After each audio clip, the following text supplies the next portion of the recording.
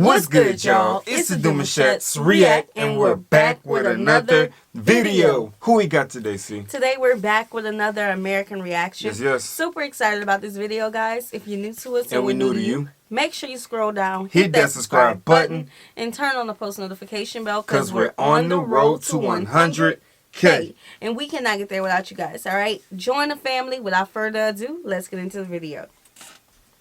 You know, we are working on the next few episodes. We're going to film them, which means this week, I got to give you a filler week episode. And very quickly, once again, this episode is brought to you by our good sponsors, Squarespace. I'm pretty sure many of you have already heard of them. You know what they're all about. We'll talk about them later. Oh, and also, very quickly, you guys asked for it, so we finally made Blood of Those Who Fight for the Freedom t-shirts on geographynow.com. You can get them. Perfect for parties or celebrations or Halloween. I don't know. Up to you guys. Anyway, we've done Brazil, we've done India, we've done Russia, and now it's time to go to Africa. I read a lot of your comments, and by popular demand, we are going to do the provinces of South Africa. A few side notes before we start. South Africa has 3 capitals. They have 11 official languages and 3 general categorized people groups: the whites, the blacks, and the coloreds. The coloreds are basically anybody who's either mixed or just not white or black. It's kind of funny because many celebrities that we usually associate as icons for the black community, like Beyonce or Will Smith, they wouldn't even be considered black in South Africa. Trevor Noah even joked about this once. Why wouldn't Beyonce be considered black? Her mom's side is Creole.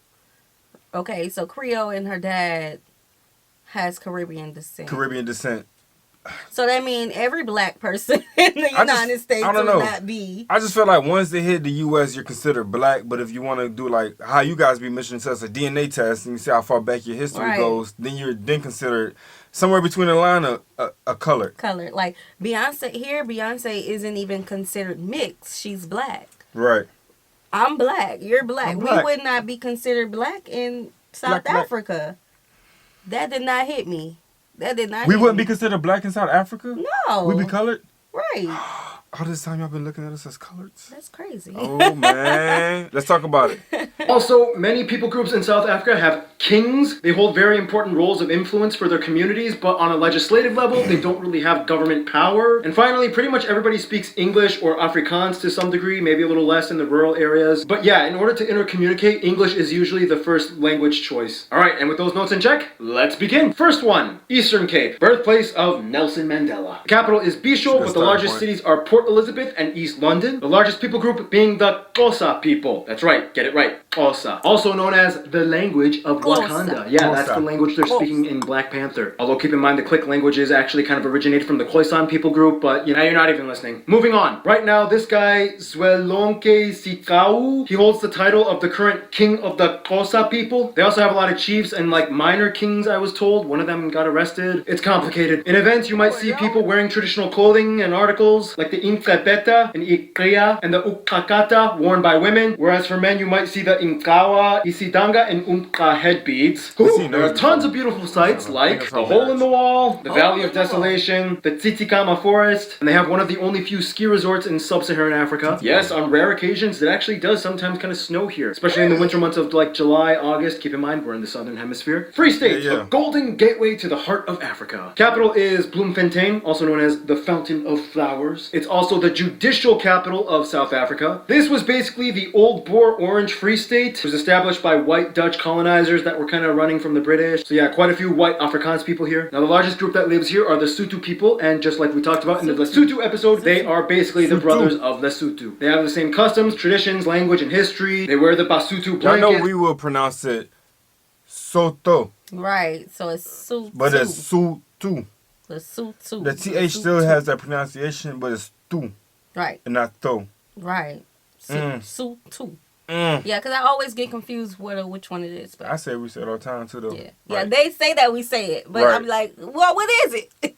And they ride horses, stuff like that. Many South Africans don't even really see Lesotho as like a separate country, but just kind of like diplomatically on paper, they kind of have to. Here you can see the Maloti Mountains. They're beautiful. They're also known for having Fredfort Dome, the largest verified impact crater on Earth. Granted, this is also kind of like the site of controversy with that whole government land plot redistribution policy that they just started, where they're kind of like either buying farm plots from white African owners, like either for super cheap or they're just kind of taking it. It's a messy topic, and I'm not one to speak authoritatively on it. So yeah, Gauteng. Gauteng. That's right, Gauteng, not Gauteng. It means the place of gold because it's kind of like the site where they had that huge gold rush back in the 1800s. It's the smallest province in size, but the largest in population. It's kind of like what Sao Paulo is to Brazil. They have the largest city, Johannesburg, aka Josie, Joni, Joburg. They also have Pretoria, which is the executive capital of the country. So yeah, this place is kind of like a big deal for South Africa. The place is super diverse. There's all different types of African groups that live here, but the largest would probably be the Swana and the North Sotho people. There's also lots of immigrants that come here from all over the world. You got a lot of Indians, a lot of Chinese, a lot of Europeans. They have the only street in the world that is home to 2 Nobel Peace Prize winners. They have the tallest building in all of Africa. Of course, you already know this was the place where the World Cup was hosted. They have the largest urban forest on Earth. They have that really cool Gold Reef City amusement park, a Chinese temple for some reason. One of the most notable spots,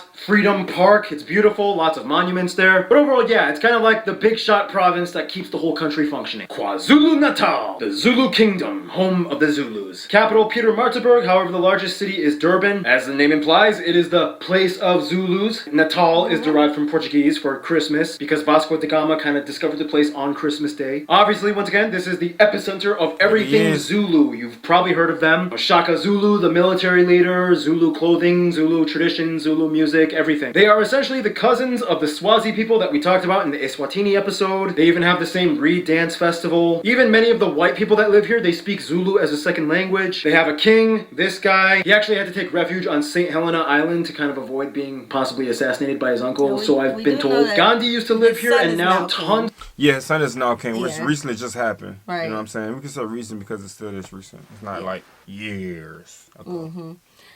I was gonna ask a question. I'm gonna leave it. All right, you sure? You good? All right, let's get it.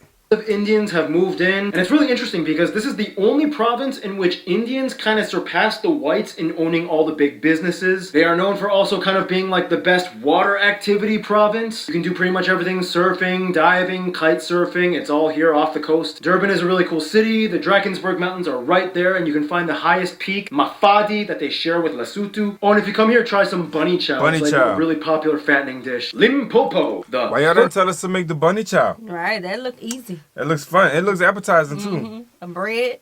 with some stuffing, Yeah. but a certain type of stuffing. Yeah, we're gonna have to look into what it is. Oh man. First Kingdom of Africa, so it's called. This is the northernmost province, and it's named after the Limpopo River that they use as a border for Botswana and Zimbabwe. Capital being Polokwane. Now, this province is kind of home to like 3 distinct people groups. Northern Sotho people are famous for having a rain queen. Supposedly, she can make it rain. So many pop culture references I could throw in there, but I won't. They have a lot of cool metal art, and they like to play music on this thing called the dipela. It's like a thumb piano. Now, the Tsonga inhabit areas that are both in South Africa and Mozambique. They technically kind of don't have a king, but many people that are descendants of this guy, they claim that they can be king because he was kind of like a big shot for their tribe. Now, the Venda are like one of the least westernized influenced groups in all of South Africa. They do have a king and many chiefs, and also there's like a subgroup called the Lemba. I think we kind of talked about this in the Ethiopia episode. They're kind of seen as like one of the lost tribes of Israel, African Jews. But yeah, that's a whole other different story. Oh, plus their women are famous for the snake dance. A famous dish over here would be mopani worms. You can eat them cooked or fried or dried. They also have part of The mopani. Yeah, mopani worms. You can eat them cooked or dried. They have detailed back structure. You can see everything about them. You can eat them in whole, bite their head off. Yeah, just crunch. Just crunch it on down. Yeah, Dion is, he's getting himself prepared. Basically. Because when we touch down in South Africa, that's his first dish. That I want to hold have. just a little bit. I ain't going to boost like that. I No, want get just the a little biggest, bit. the biggest amount. The biggest amount.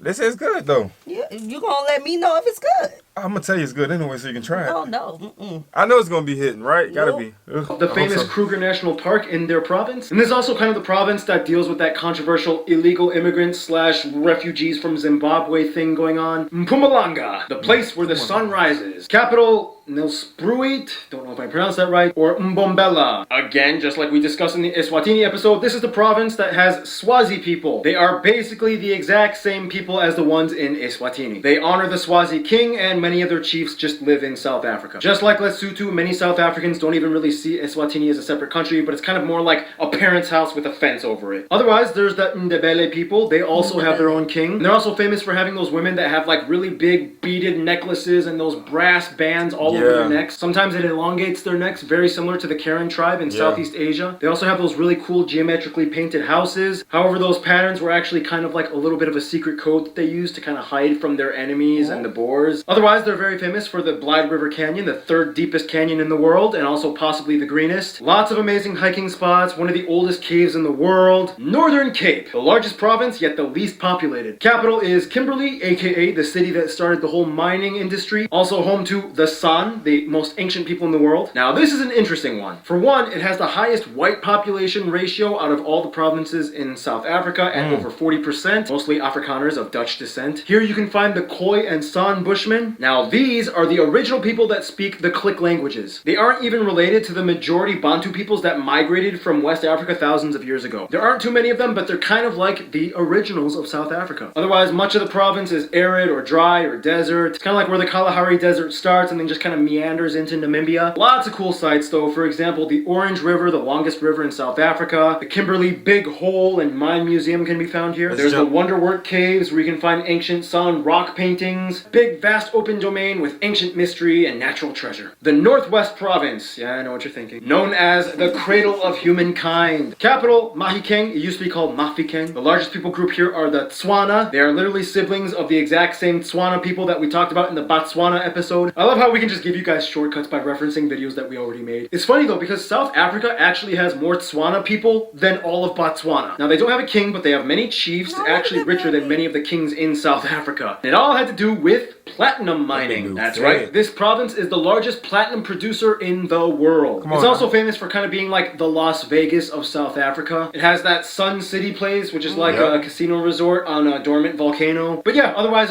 very similar to the Botswanans, lots of mining, and these people kind of know how to handle money very well. And finally, Western Cape, the wine country. The capital is Cape Town, which is also the legislative capital of South Africa, and it's also nicknamed the Mother City. Now, you know, technically this place could have also been called the Southern Cape because it is geographically the southernmost point of Africa. It's so south, you can literally see penguins on the beach sometimes. It's where the Atlantic and the Indian Ocean meet. It's the first place where the Europeans arrived in South Africa. Now, this one's interesting too because it's the only province in South Africa where the colored people make up the majority, mostly mixed between white and black. Afrikaans is the most commonly spoken language. Yeah, and I think that's where we took a visit whenever we was discovering some new foods and whatnot on our channel. Yeah. And I think we had talked about that for a little bit. Reviews. Yeah.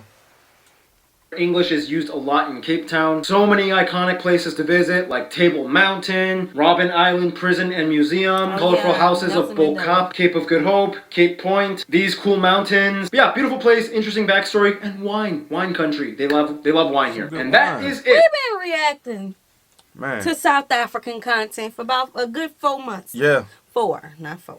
A good 4 months now. That's how I would say it. Oh. Nobody's ever told us nothing about the wine. Y'all have that good wine like that though, like the wineries. Y'all don't think we want to go to the winery? Bruh, I'm just saying. I feel There's still so much more to learn. There's still so much more to learn. No. There's still so much more to learn, but I feel like they was trying to keep secrets. Oh. Y'all call us y'all family, but y'all trying to keep secrets. Yeah, because this is some juicy information right here. You know what I'm saying? Yeah. Thank you, Barbie.